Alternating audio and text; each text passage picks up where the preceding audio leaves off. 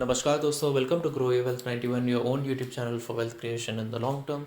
आज हम portfolio analysis करने वाले हैं फॉर वैल्यू 8,85,904, जिसका करंट रिटर्न 1% है और इस पोर्टफोलियो में 15 स्टॉक्स हैं। Also there are some question and answer session that is in the end of this slide. The questions were asked by the person who gave me this portfolio for analysis, so we'll be addressing them as well at the end of the presentation. So quick disclaimer, we are not registered with SEBI. All content in this channel is only for educational purpose. इसको एक reference point की तरह मान के आप खुद का research study करके इन्वेस्ट कीजिए। मैं चाहता हूँ कि सब लोग at the end of the day अच्छे से प्रॉफिट कमाएं. I myself follow and apply these principles to my own with my own money and I very strongly believe in it, और मैं चाहता हूँ कि ये फ़ायदा सबको मिले. तो जनरली मेरा स्ट्रैटेजी बहुत सेफ़ रहता है, but it is still advisable कि आप जो है मेरी बातों को ब्लाइंडली ना माने. आप खुद का स्टडी कीजिए, खुद का रिसर्च कीजिए एंड देन आप खरीदिए. So our channel will not be liable for any profit or loss made by you guys. Hope that clarifies things. तो चलिए आगे बढ़ते हैं. मैंने 15 स्टॉक्स को अलग कलर्स में कोड किया है. तो before we look into the stocks, let's look at the color code. So for those of you who are not familiar with bucket classification, you can see any of my Nifty 50 or Nifty Next 50 analysis video or a model portfolio analysis video that I have made. मैं video के and में उसका link डाल दूँगा, आप उसको देख सकते हैं. And for those of you who know the bucket analysis, you know what each bucket stands for. So bucket A is yellow in color, bucket B is light blue, bucket B1 is light green, bucket C is dark green, and bucket orange is unknown. अभी unknown का क्या मतलब है? Unknown means हमारे पास 10 साल का data नहीं है एंड इसलिए हम इनको अननोन्स में क्लासीफाई कर रहे हैं. तो अननोन्स में आपका IPOs and companies which have less than 10 years of data available ये आ जाते हैं. And if you see the allocation, we can see that maximum has been allocated to bucket C, which is 24%, followed by bucket B1. So net 45% जो है that has been allocated to good stocks, bucket B1 and C. Bucket A में 20% है जो कि कायदे से zero होना चाहिए. बकेट B में 15% है, वो भी हो सके तो ज़ीरो होना चाहिए, but the portfolio does have some good bucket B stocks, so we will explore that as well. And unknown should be less than equal to 10%.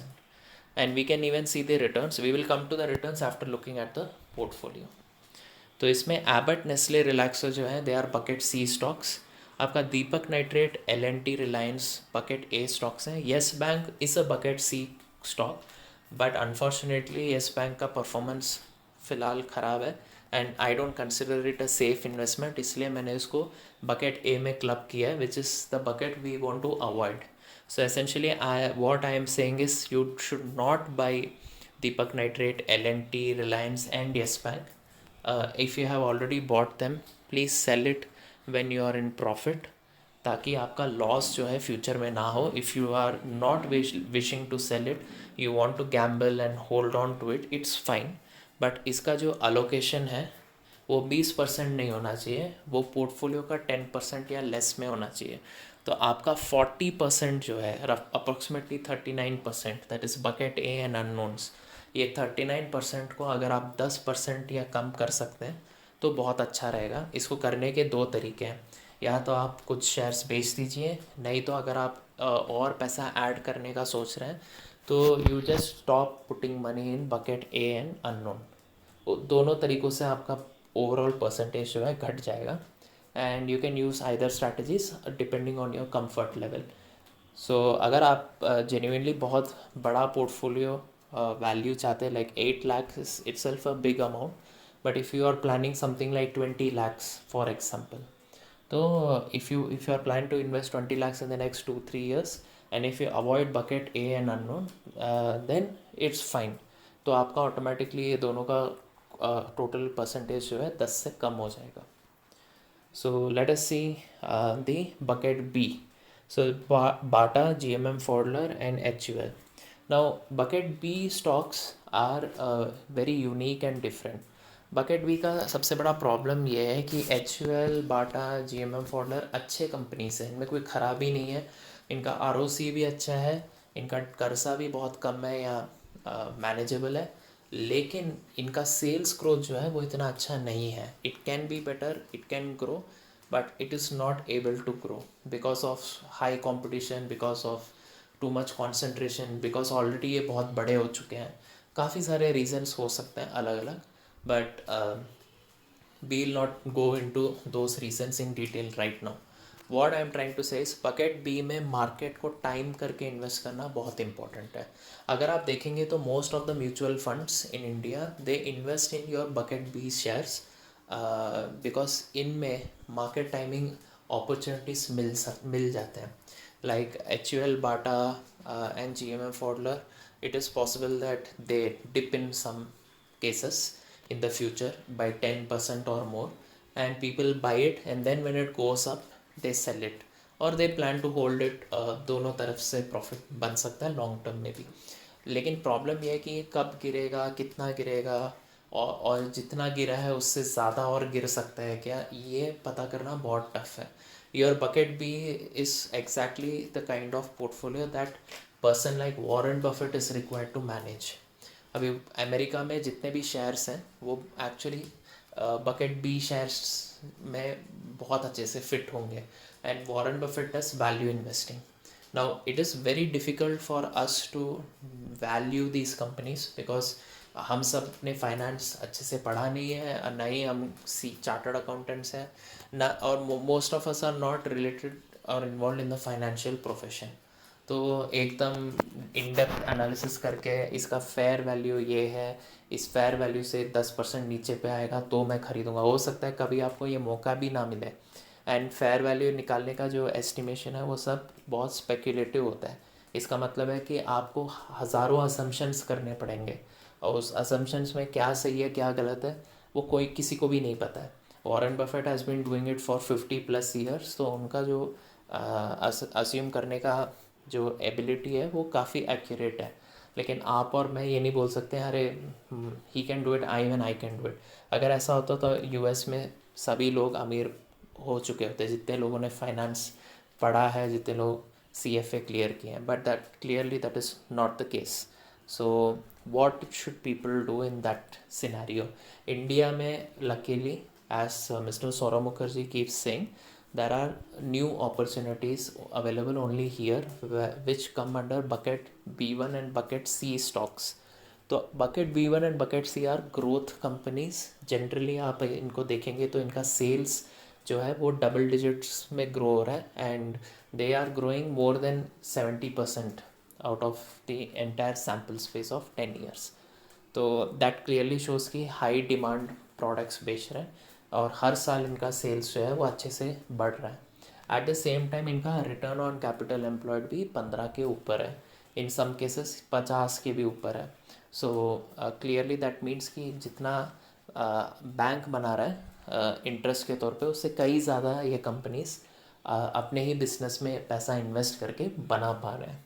So given both these factors, bucket B1 and bucket C companies are the companies where you can invest without worrying about market timing. आपको इन companies को ख़रीदने के लिए ये नहीं सोचना है कि अरे अभी बहुत महंगा है या अभी बहुत सस्ता है. अभी जैसे एशियन पेंट्स को जिन्होंने 2000 पे ख़रीदा है, दे मे बी रिग्रेटिंग, अरे 2000 बहुत ज़्यादा पे कर दिया मैंने. But it's okay. Definitely Asian Paints in the next year will be more than 2000. It will not even come to 2000 levels after 2020. It is highly possible. तो that is why I am saying कि आपको ये stocks हमेशा महंगा दिखेंगे, इसीलिए लोग इन companies को कभी नहीं लेते हैं, बट एक्चुअली सबसे ज़्यादा पैसा इन्हीं कंपनीज़ में बनता है for obvious reasons that they are growth companies. Nestle का पी कभी भी कम नहीं था, पेज इंडस्ट्रीज़ का पी बहुत रेयरली कम था. सो जिन लोगों ने इनमें इन्वेस्ट किया है they have definitely made lot of money. Just as an example I am say Abbott India का भी पी कभी भी नीचे नहीं था, एशियन पेंट्स का पी भी बहुत रेयरली नीचे गया है. तो but still people have made lot of money investing in these companies. So focus on these two buckets. So with that being said, let us analyze the returns, average returns. So bucket B का average return सबसे ज़्यादा negative है, which is -9, clearly because you invested in good companies like HUL, GMM and Bata, but you invested at the wrong time. Now I already said we can't time the market because we are not Warren Buffett. So मेरे हिसाब से इन buckets को avoid करना चाहिए. Bucket A and B and unknown, इन तीनों को ही avoid कीजिए, नहीं तो ओवरऑल पोर्टफोलियो के 10% के नीचे रखिए, ताकि आपका जो पोर्टफोलियो हो उसका सेफ्टी जो है लॉन्ग टर्म में बढ़ सके. Now bucket B1 and bucket C में you can choose any distribution, you can choose 60-40, 70-30, depending on your preference, क्योंकि मेरे हिसाब से सारे कंपनीज अच्छे हैं. And just to give you an example of how profound the logic is, Colgate and HUL were bucket C companies 10 years ago. But if you see the growth rate in the past 10 years till today, clearly they have given phenomenal returns. But अभी Colgate and HUL जो है वो bucket B वाले companies हैं. तो मतलब वो bucket C से B1 में गए, फिर बकेट B1 से B में गए, वो 2 बकेट नीचे डाउन फॉल किया है, लेकिन इनका रिटर्न्स जो है वो अभी भी सॉलिड है, बहुत अच्छा है. This is exactly what will happen most likely to your portfolio in the next 10 years. आपके जितने बकेट सी कंपनीज हैं वो एक बकेट नीचे आएगा B1 में, और सालों के बाद बकेट B में आएगा, बट इनके रिटर्न्स जो हैं वो सॉलिड रहेंगे, just like Colgate, Palmolive and HUL. The returns will not fall down, क्योंकि कंपनी ख़राब नहीं है, कंपनी बहुत अच्छा है. एंड इसीलिए पी रेशियो मैटर नहीं करता है, क्योंकि आज बकेट सी से अचानक बकेट बी में नहीं आ सकता, उसको आने में कम से कम 4 साल तो लगेगा, 3 से 4 साल. सो you can confidently invest and in 3 to 4 years it will not fall down unless something like yes bank fiasco happens. So we need to watch out for that. That is why you need to read reports, you need to be updated with what is happening in general about the companies that you have invested in. तो चलिए Q&A session में जाते हैं और समझते हैं क्या questions पूछे हैं. I have tried my best to give my views on them, so let us see. तो एक्सपेक्टेड रिटर्न्स 12-15% आ सकता है क्या? म्यूचुअल फंड्स पोर्टफोलियो से बेटर रिटर्न्स पा सकते हैं क्या? So definitely in the long run it is possible, provided you have given maximum allocation 80-90% for bucket B1 and bucket C, and you need at least 7 years minimum to see 12% CAGR. Now please understand, I am saying 12% CAGR, not 12%. तो आपको जो है 7 साल के बाद minimum, मतलब 5 साल में हो सकता है आपको दिखे कि प्रॉफिट जो है वो 50-60% प्लस है, but that is not 12% CAGR. To see like phenomenal growth of each year 12 minimum है, तो 7 साल तक वेट कीजिए, मिल जाना चाहिए. And you may even get 15-20 as well. So if you are lucky, if we all are lucky, if as Rakesh Jhunjhunwala says that next 10 years or 20 years is golden period for India, and stock market का जो index है वो बहुत ऊंचा जाएगा, बहुत अच्छे से ग्रो करेगा. अगर ऐसा हुआ तो we will definitely see 15-20% easily. ये आपके इंडेक्स फंड ही आपको 15 या उसके ऊपर दे सकते हैं. Next question, can I liquidate portfolio in case of emergency? This is not actually a question but it felt like it's a topic to be discuss, क्योंकि कई कुछ तो ऐसा मेंशन था. So I just want to say कि हो सके तो लिक्विडेट मत कीजिएगा. जो आप जो है टर्म प्लान ले लीजिए डिपेंडेंट्स के लिए. अगर आप डिपेंडेंट है तो आप अपने नाम पे लीजिए, अगर आप किसी पे डिपेंडेंट है तो उनके नाम पे टर्म प्लान लीजिएगा.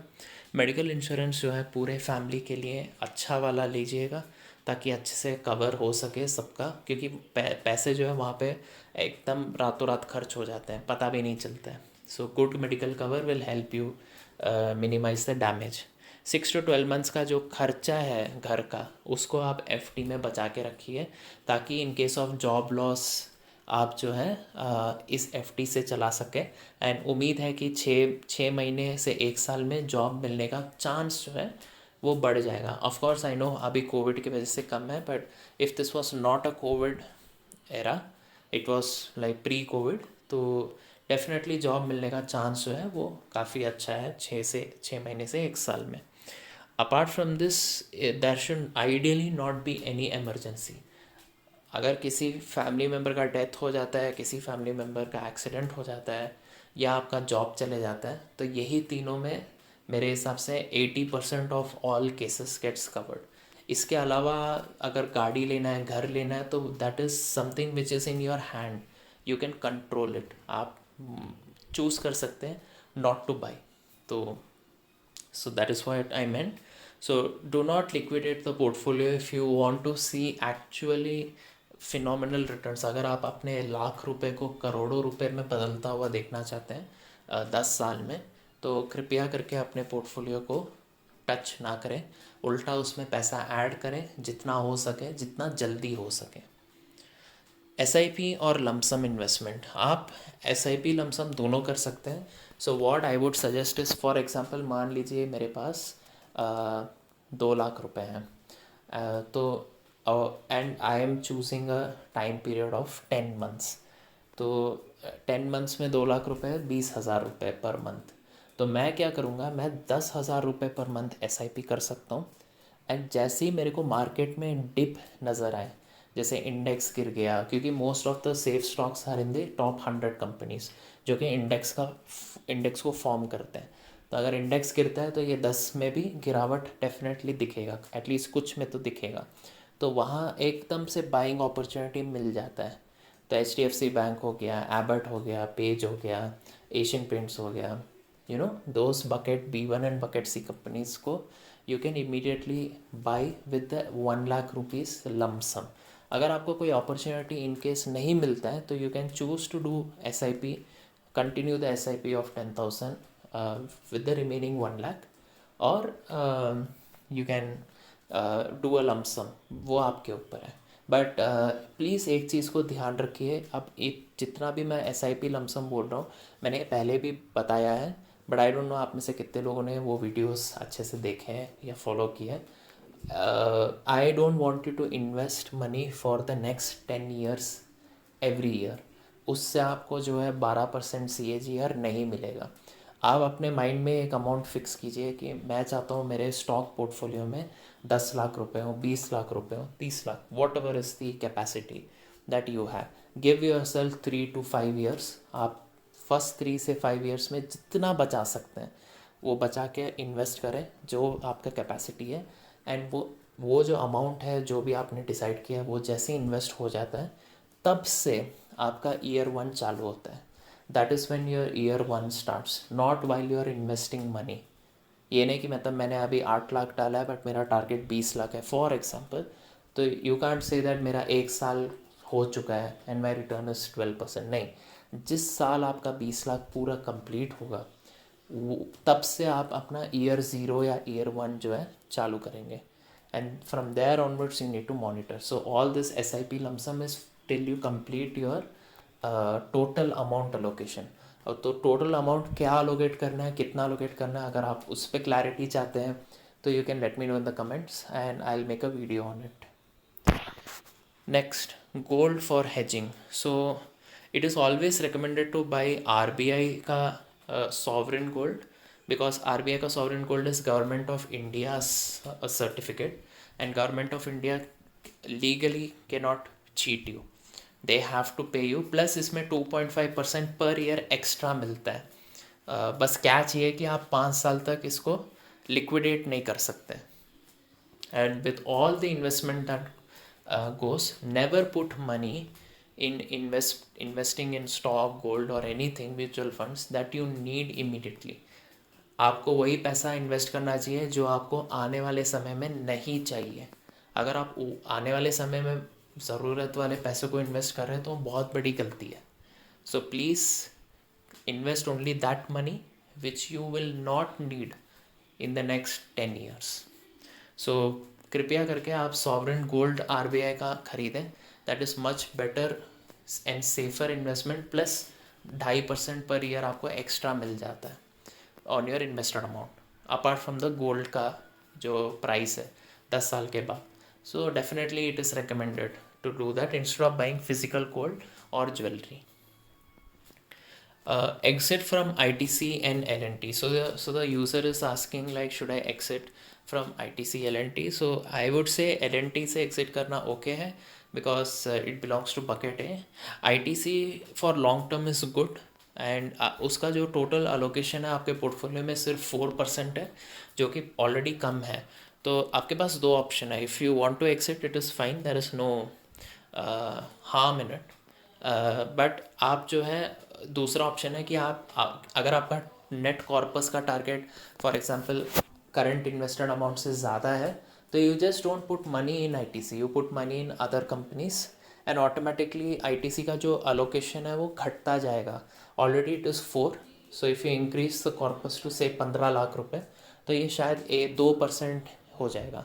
एंड ऐसे करके you can still hold ITC just in case future में अच्छा कर गया तो आपको बहुत लाभ होगा, एंड डिविडेंड से भी आपका जो है पैसा रिकवर हो ही जाएगा आईटीसी में इन्वेस्ट करके.